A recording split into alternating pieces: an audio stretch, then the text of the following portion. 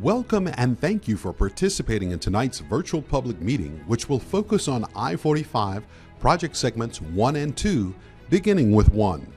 Segment 1 does not yet have funding, but when it begins, it will be delivered in 3 separate sections. The first, segment 1A, is I-45 from near Airline Drive to south of Shepherd Drive. The second, segment 1B, is I-45 from just south of Shepherd Drive to West Road. And the third, segment 1C, is from West Road just south of Beltway 8. Pending availability of construction funding, segment 1 has a proposed construction start year of 2032. As TxDOT identifies funding, it will seek to advance the start dates to an earlier timeframe. Moving on to some key features of segment 1. The project will establish seamless connectivity between the I-45 and Beltway 8, along with 4 general purpose lanes in each direction, managed express or max lanes, and Beltway 8 direct connectors, optimizing traffic flow and accessibility at the northernmost part of the project. The northbound and southbound Halls Bayou bridges will be extended to support future channel widening and improve flood management and infrastructure resilience. The addition of bike and pedestrian paths running the length of the corridor will support multimodal transportation, and paths located at each intersection will support connectivity for communities on each side of the corridor. Multiple detention ponds have been designated in collaboration with the Harris County Flood District to enhance the regional flood resiliency and mitigate stormwater impacts. One of the ponds is planned to be built just north of Halls Bayou and just east of I-45, shown in light blue in this image. And along Little White Oak Bayou, where it runs near the NHHIP Segment 1, some existing drain culverts below bridges will allow more stormwater to pass by. This will relieve pressure on the Independence Heights neighborhood, which has experienced repeated flooding. This change and additions of detention ponds will significantly reduce neighborhood flooding as shown in this illustration. The left image shows anticipated flooding for a 100-year event. The right image shows anticipated flood reduction once the mitigation plans are in place. Auxiliary lanes between entrances and exit ramps at select locations will improve traffic flow and driver safety.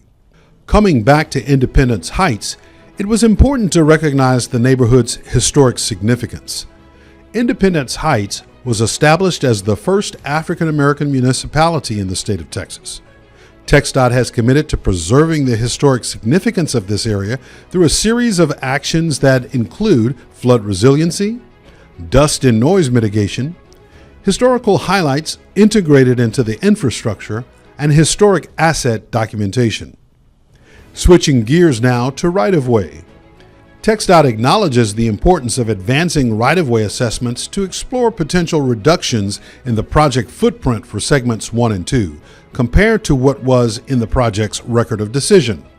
As part of the voluntary resolution agreement with the Federal Highway Administration and memorandums of understanding with the City of Houston and Harris County, and consistent with the actions established in the record of decision and final environmental impact statement, TxDOT agreed that requests to reduce the right-of-way footprint would be evaluated with a focus on strengthening Houston's economy, reducing flooding on and off the freeway, making travel safer for all road users, providing long-term capacity for all users of the roadway, preserving neighborhoods along the corridor while enhancing connectivity, mitigating impacts to existing parks and open space, and ensuring accessible evacuation routes.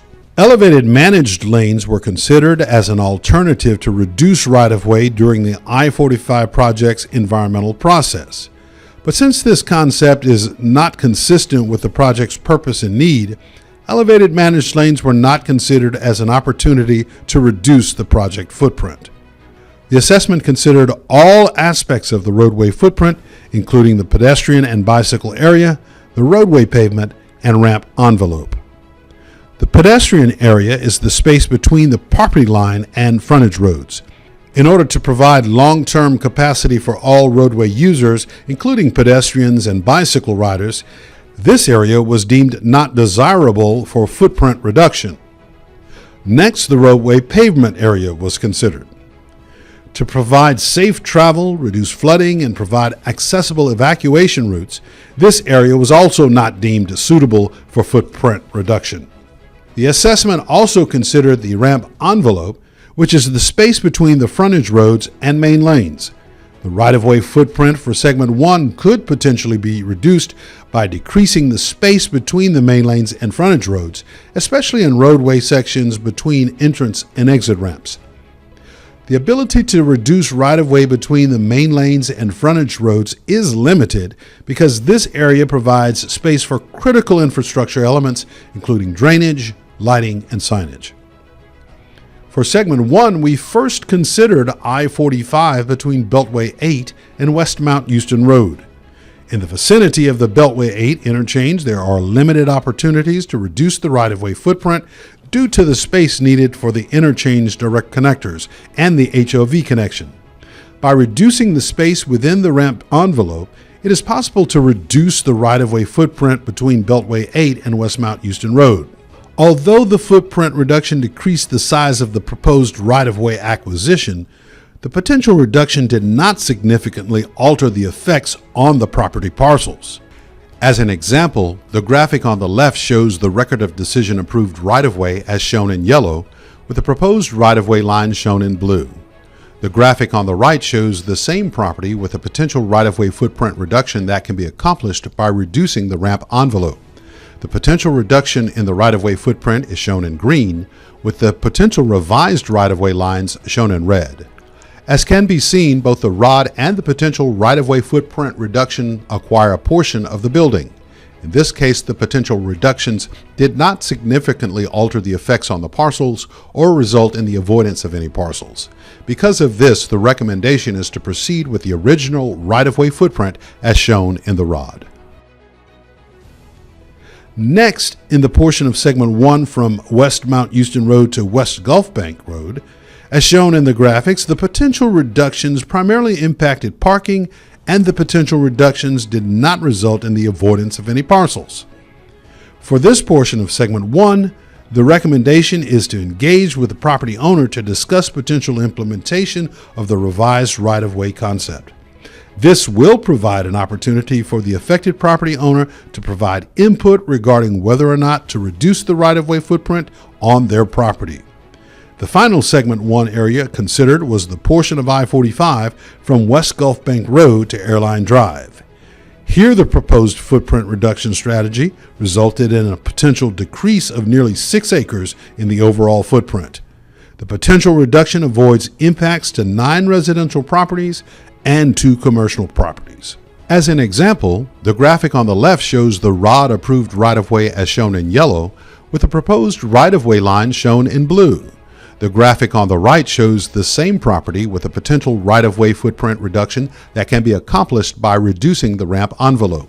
The potential reduction in the right-of-way footprint is shown in green, with the potential revised right-of-way line shown in red.